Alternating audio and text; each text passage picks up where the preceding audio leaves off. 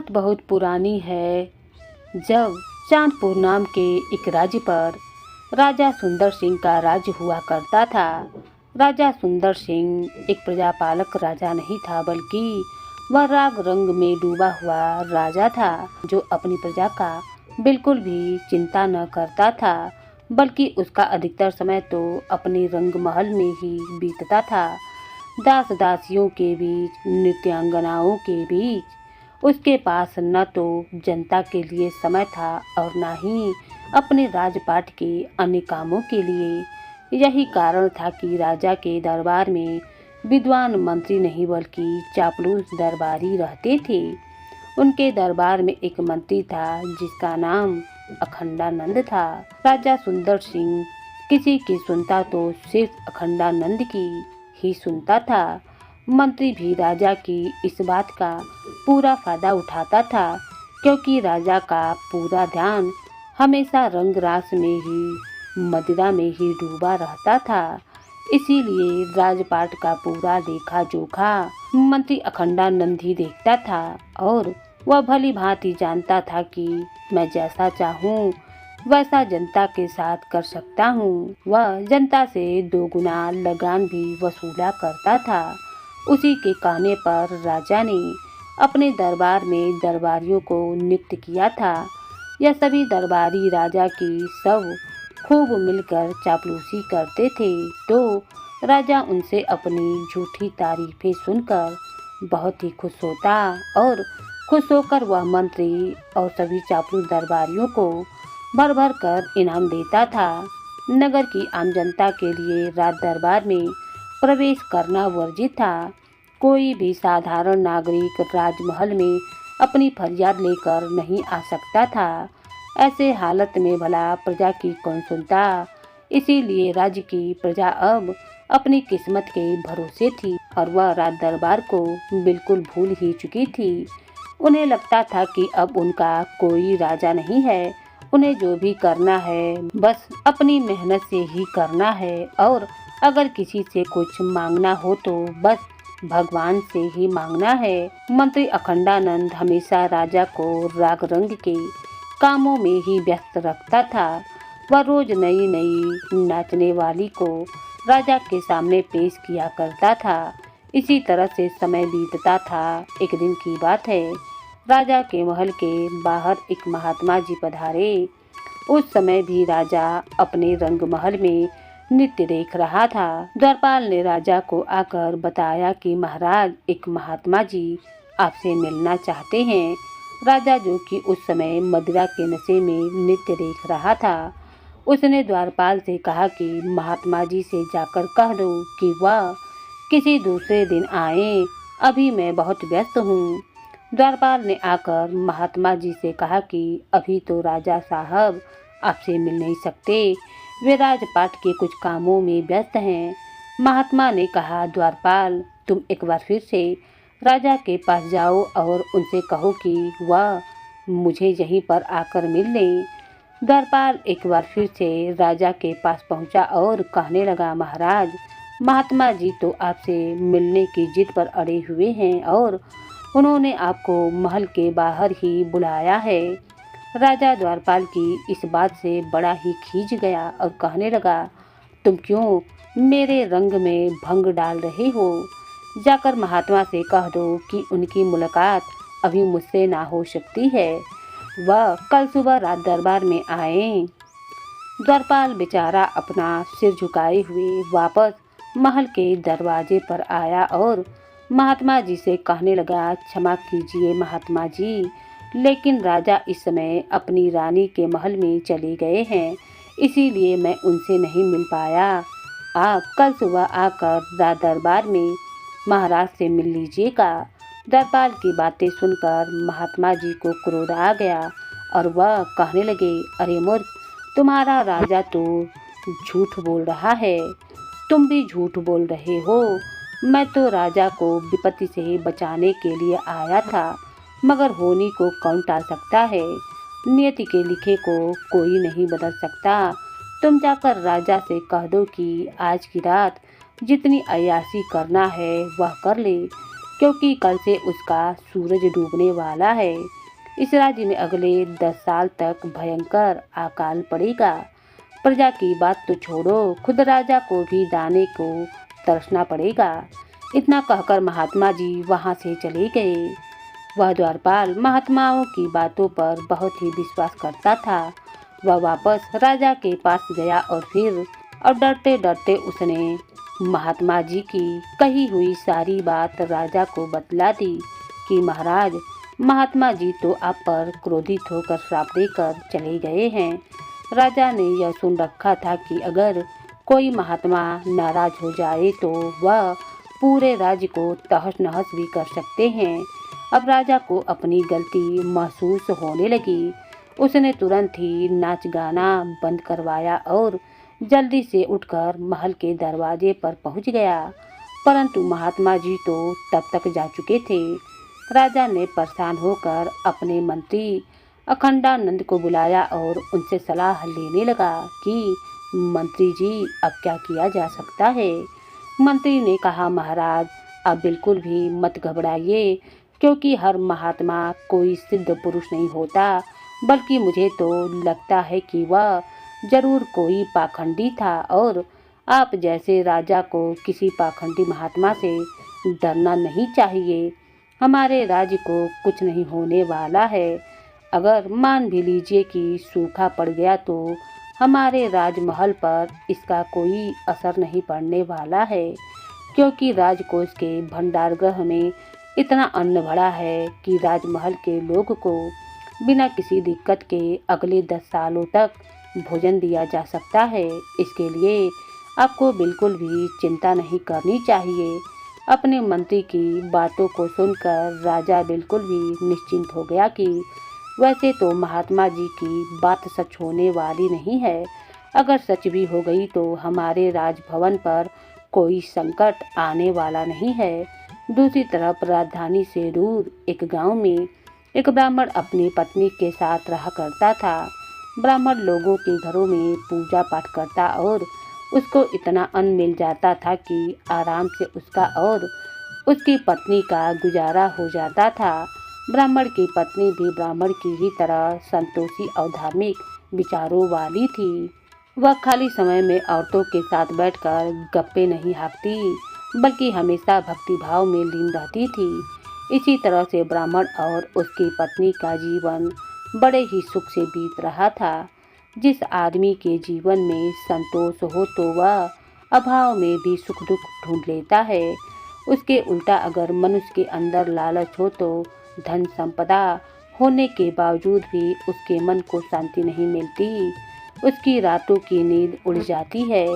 ब्राह्मण रोज अपने यजमान को कथा सुनाता और दान दक्षिणा लेकर वापस लौट जाता।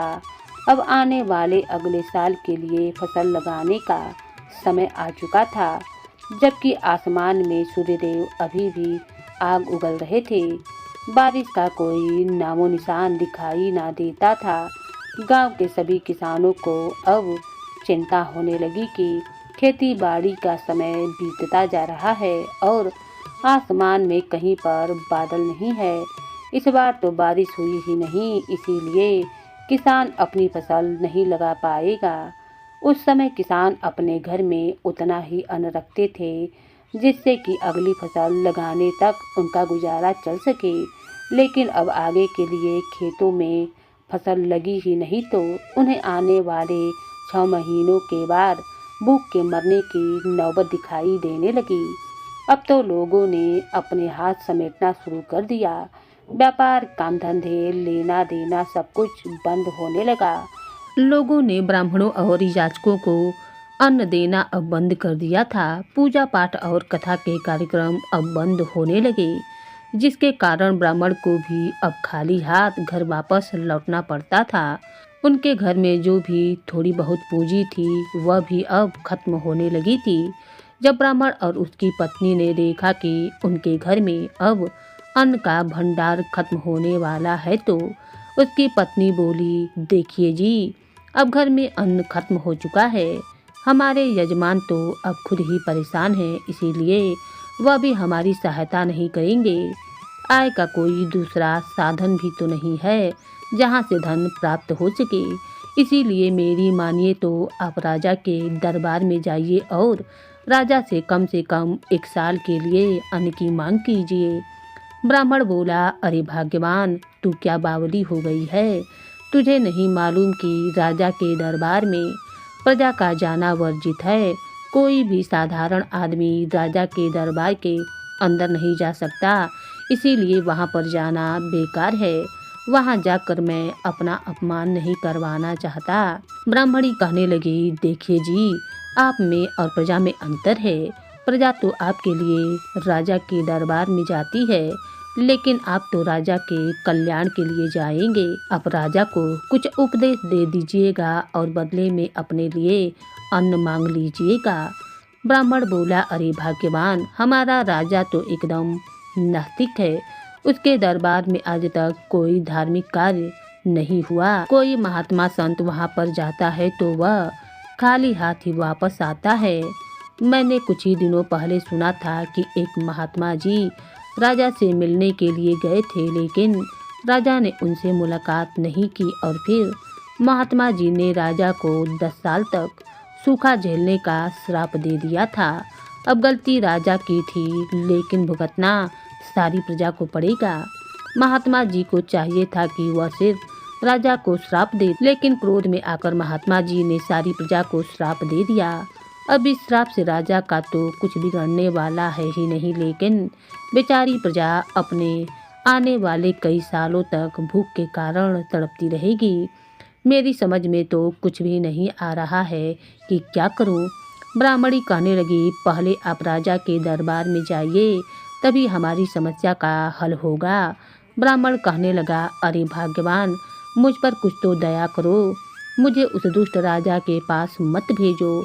वह मुझे दान तो क्या देगा, बल्कि मेरा अपमान कर देगा। उसकी पत्नी कहने लगी, भला एक गरीब का क्या मान और अपमान। राजा ने अगर कुछ दे दिया तो बहुत अच्छा, अगर अपमानित करके निकाल भी दिया तो ठीक है। आप वापस घर पर आ जाइएगा। हाँ, अगर राजा ने हमारी सहायता नहीं की तो फिर हम इस राज्य में नहीं रहेंगे। यहाँ पर हमें कौन सा सुख मिलने वाला है। इस राज्य को छोड़कर हम किसी दूसरे राज्य में चले जाएंगे। उधर हमारा कौन सा राजपाट रखा है। एक टूटी सी झोपड़ी है जो 10 गज जमीन पर खड़ी है। हम कहीं भी किसी दयालु राजा के राज्य में एक झोपड़ी भर जमीन मांग लेंगे और वहीं पर रहेंगे। इस तरह से पत्नी ने समझा बुझाकर ब्राह्मण को दरबार जाने के लिए मना लिया। बेचारा ब्राह्मण जब दरबार में पहुंचा तो संयोग से राजा से उसकी मुलाकात हो गई। राजा ने ब्राह्मण से महल में आने का कारण पूछा। ब्राह्मण ने बतलाया, महाराज, मैं आपके राज्य का एक गरीब ब्राह्मण हूँ।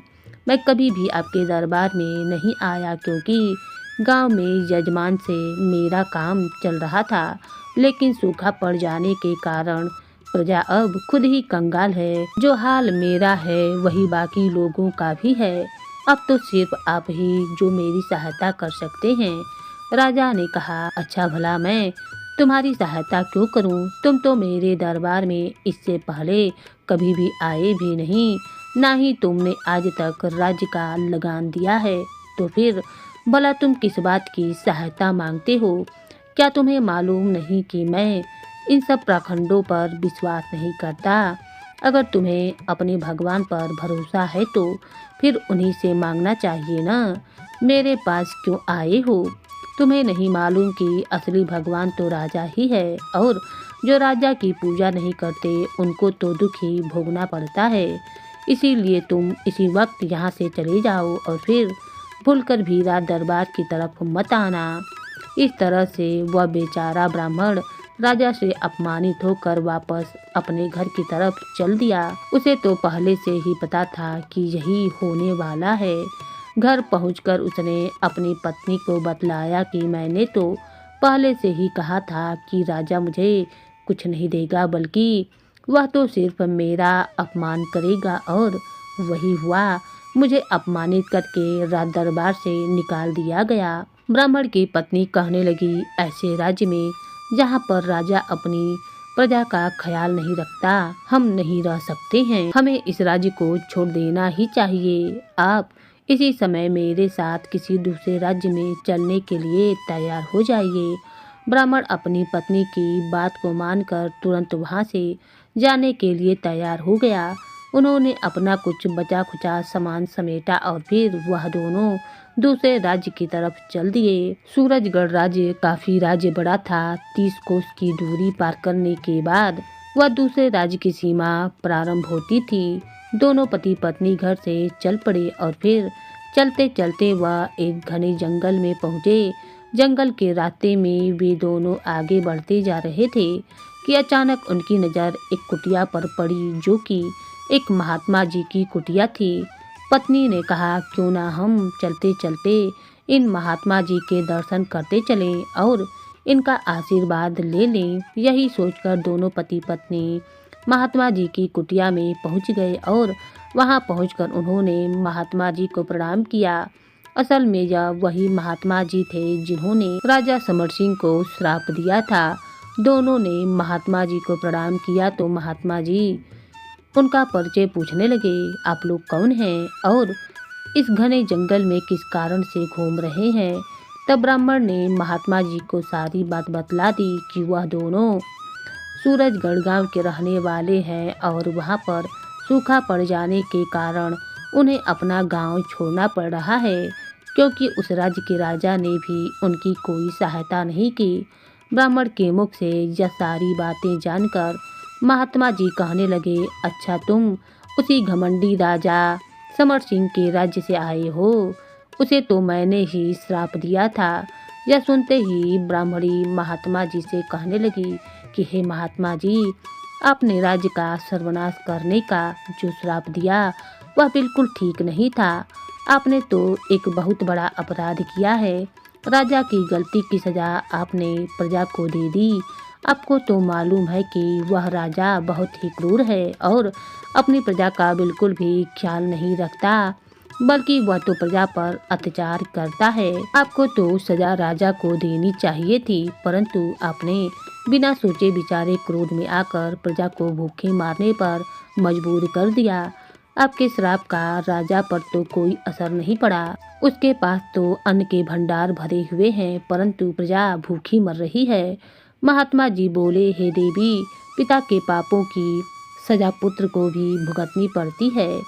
इसी तरह से राजा के पाप की सजा प्रजा को भी भुगतनी पड़ेगी। गेहूं के साथ घुन भी पिस जाते हैं। ब्राह्मणी बोली, महात्मा जी, यह आपका तर्क बिल्कुल भी ठीक नहीं है। आप कृपया करके अपने श्राप को प्रजा के ऊपर से वापस ले लीजिए, वरना मैं आपके सामने यहीं पर अपने आप को आग लगाकर आत्मदाह कर लूंगी और यह पाप आपको ही लगेगा। महात्मा जी कहने लगे, अरे देवी, तुम यह क्या कहती हो? तुम ऐसा कैसे कर सकती हो? ब्राह्मणी बोली, भूख से तड़प तड़प कर मरने से तो अच्छा है कि मैं एक ही बार में अपने प्राण को आग लगाकर त्याग दूं। अब आप जल्दी से फैसला कीजिए कि आप अपना श्राप वापस लेंगे या मैं आत्मदाह कर लूं। महात्मा जी बोले, देवी, मेरा श्राप तो अटल है, परंतु मैं आपको और प्रजा को भूखे मरते हुए नहीं देख सकता। अगर प्रजा का कोई व्यक्ति भूख से मरता है तो यह पाप सीधा मुझे ही लगेगा और मैं कोई भी पाप अपने सिर पर नहीं ले सकता। इसीलिए मैं आपको इस समस्या का एक समाधान जरूर दे सकता हूँ। मैं तुम्हें एक अच्छे पात्र दूंगा जिससे आप अपने राज्य की सारी प्रजा का पेट भर सकेंगी। इसके बाद महात्मा जी ने कुछ मंत्र बोले, तभी वहाँ पर एक अच्छे पात्र प्रकट हो गया जो कि एक पीतल का मटका था। महात्मा जी ने वह पात्र ब्राह्मणी को दे दिया और कहने लगे, देवी, इसे लेकर तुम अपने घर लौट जाओ। तुम अपने मन में जो भी इच्छा करके भोजन मांगोगे यह पात्र उसी तरह का भोजन तुम्हें दे देगा। तुम्हें तो बस इसमें से भोजन निकलते जाते हैं और इसमें से तो बस भोजन निकलते जाएंगे और प्रजा में तुम्हें बांटते जाना है। याद रखना, यह पात्र एक दिन में सिर्फ एक ही तरह की सामग्री देगा। जिस दिन तुम धन की याचना करोगी उस दिन यह सिर्फ धन ही देगा और यह शुभ कार्य सिर्फ तुम्हारे ही हाथों से होगा। दूसरे के हाथों में जाने पर इस पात्र में से कुछ भी नहीं निकलेगा, बल्कि अगर किसी ने इस पात्र से कुछ निकालने की कोशिश की तो उसे बिच्छू डंक मारने लगेंगे। यदि कोई इसे चुरा कर ले गया तो वह भी बहुत ही कष्ट भोगेगा और पात्र अगले दिन अपने आप ही तुम्हारे पास आ जाएगा। अब इस पात्र को ले जाओ। यह पात्र सारी प्रजा के लिए एक वरदान साबित होगा। ब्राह्मणी ने देखा कि वह अक्षय पात्र एक पीतल का बहुत ही बड़ा मटका था। उसने वह पात्र अपने सिर पर रख लिया और महात्मा जी को धन्यवाद किया। फिर वह ब्राह्मण से कहने लगी, अब हमें परदेश जाने की कोई जरूरत नहीं है। अब तो सारी प्रजा की जिम्मेदारी हम पर आन पड़ी है। और फिर वह दोनों अपनी झोपड़ी में वापस लौट आए। दूसरे ही दिन वह दोनों अच्छे पात्र में से भोजन निकालकर गाँव वालों को बांटने लगे। देखते ही देखते एक सप्ताह के अंदर उसके पास काफ़ी भीड़ रहने लगी। उस ब्राह्मणी के पास जो भी प्रजा आती, ब्राह्मणी उन सबको भोजन और धन देती। ब्राह्मणी भोजन से ज़्यादा धन देने पर ही जोर दे रही थी, क्योंकि दूर दराज के लोग रोज भोजन के लिए नहीं आ सकते थे। परंतु अगर उनके पास धन रहेगा तो वह अन्न तो कहीं से भी खरीद सकते थे। दूर दराज के लोगों को वह ब्राह्मणी पूरे साल के लिए धन देकर विदा कर रही थी, जबकि आसपास के लोगों को ब्राह्मणी रोज भोजन दिया करती थी। धीरे धीरे यह खबर चारों तरफ फैल गई और फिर यह खबर राजा के मंत्री अखंडानंद को भी मिल गई। वह तुरंत राजा के पास गया और राजा से कहने लगा, महाराज, एक ब्राह्मणी को पता नहीं कहाँ से इतना धन मिल गया है जो कि वह सारी प्रजा में बांट रही है। अगर यही सिलसिला चलता रहा तो फिर आपकी कोई कदर नहीं करेगा। कल को सभी ब्राह्मण और ब्राह्मणी की जय जयकार करने लगेंगे। आने वाले समय में प्रजा बगावत कर देगी और आपको राजगद्दी छोड़ने पर मजबूर कर देगी। महाराज, यह हमारे राज्य के लिए अच्छे संकेत नहीं है। राजा ने कहा, मंत्री जी, ब्राह्मण के पास भला ऐसा कौन सा कुबेर का खजाना है जो वह सारी प्रजा में बांट रहा है। तब मंत्री ने बताया, महाराज, वह ब्राह्मण कुछ दिन पहले हमारे दरबार में आया था और उसने आपसे धन की याचना की थी, लेकिन आपने उसे धन देने से मना कर दिया था और अपमानित करके महल से निकाल दिया था। परंतु पता नहीं कहां से उन्हें एक पीतल का मटका मिल गया, जिस मटके से बहुत सारा धन निकलता है और बना बनाया खाना भी उसी में से आता है।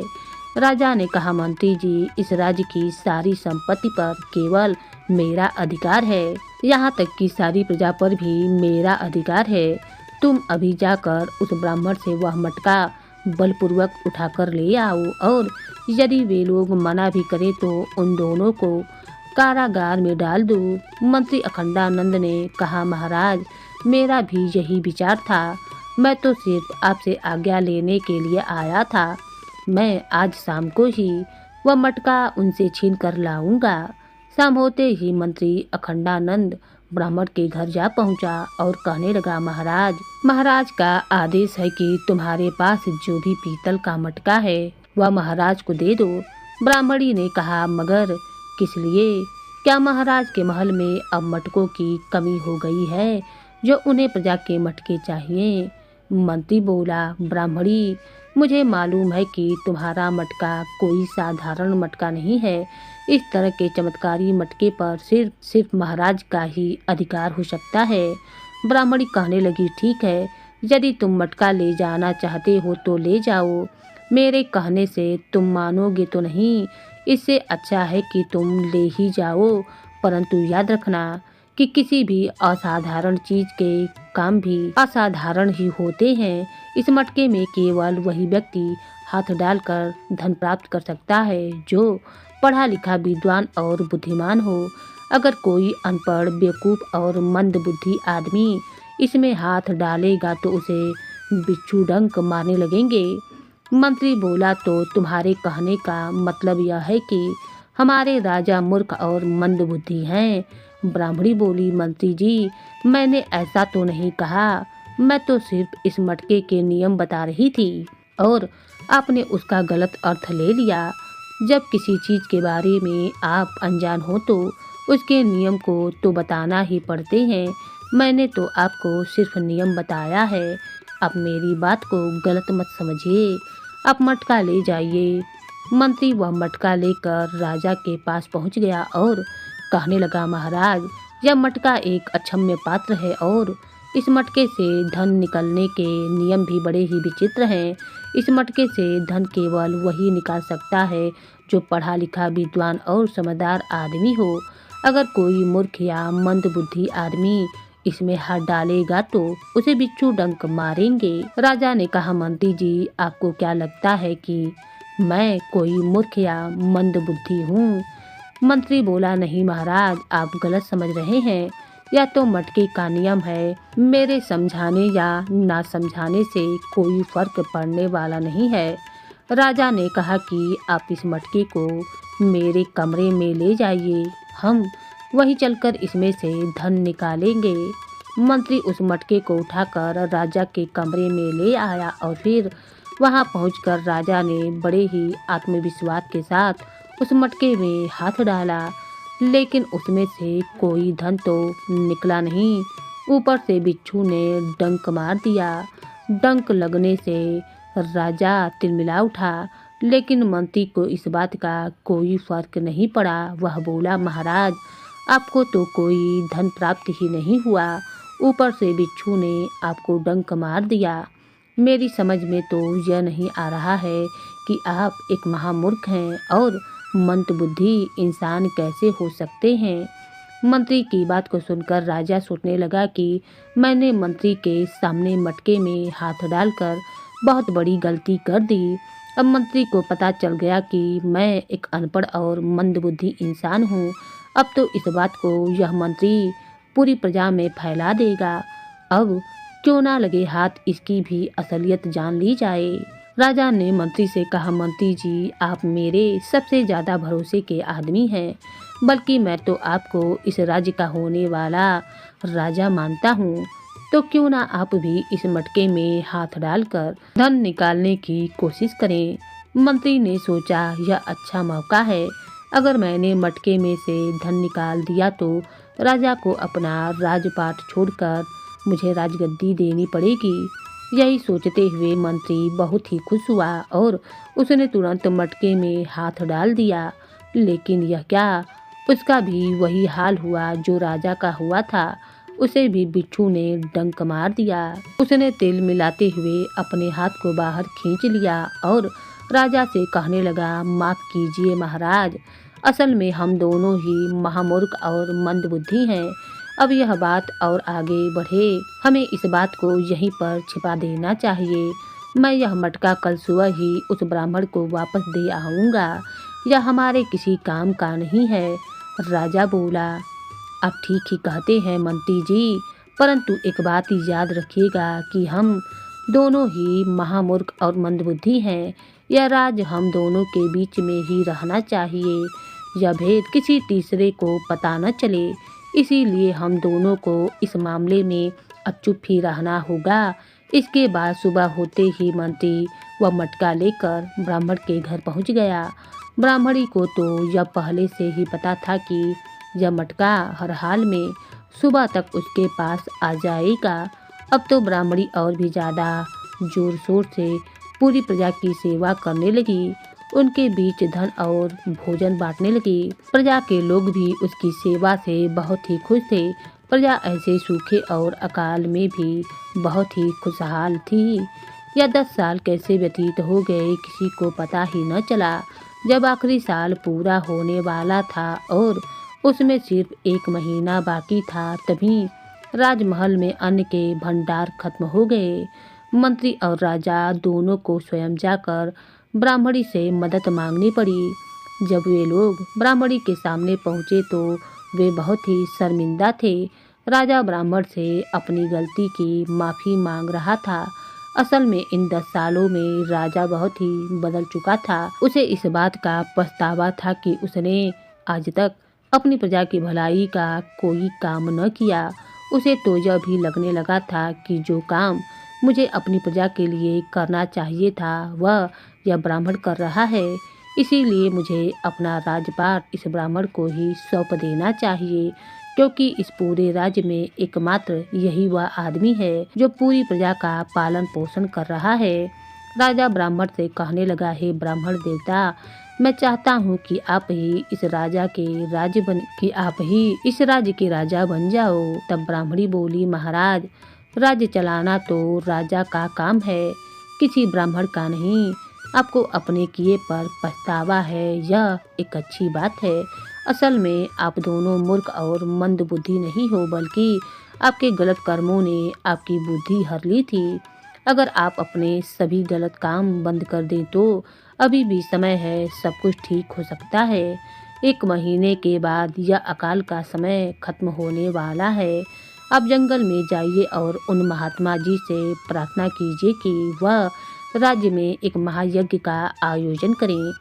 यह सब करने के लिए धन की आवश्यकता होगी तो वह तो इस अच्छे पात्र से मिल ही जाएगा। राजा कामन अब बिल्कुल बदल चुका था। उसने ब्राह्मण और ब्राह्मणी की सलाह मानकर वही किया और फिर उसके बाद राज्य में एक बहुत बड़े यज्ञ का आयोजन किया गया। जैसे ही पूर्ण आहुति हुई, जोरदार बारिश होने लगी। एक बार फिर से पूरे राज्य के किसान खुश थे और वे सभी खेतों में जाकर जी तोड़कर मेहनत करने लगे। उस दिन के बाद से सारी प्रजा सुख और शांति से रहने लगी। तो दोस्तों, मुझे पूरा विश्वास है कि आपको यह कहानी बड़ी ही पसंद आई होगी। ऐसी ही दिलचस्प कहानियाँ देखने के लिए आप मेरे चैनल को सब्सक्राइब करें, लाइक करें और वीडियो को ज़्यादा से ज़्यादा शेयर करें। आपसे निवेदन है कि मेरे चैनल को सपोर्ट भी करें और प्लीज़ हर कहानी देखने वाला एक कमेंट ज़रूर करें। हमें आपके कमेंट का बहुत ही बेसब्री से इंतज़ार रहता है। धन्यवाद।